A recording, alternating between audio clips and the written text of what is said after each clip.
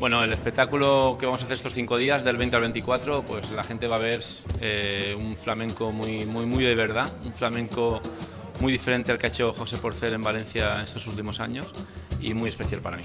La verdad es que es un espectáculo de un primer nivel y ya te digo, muy fuerte cara a la transmisión hacia el público.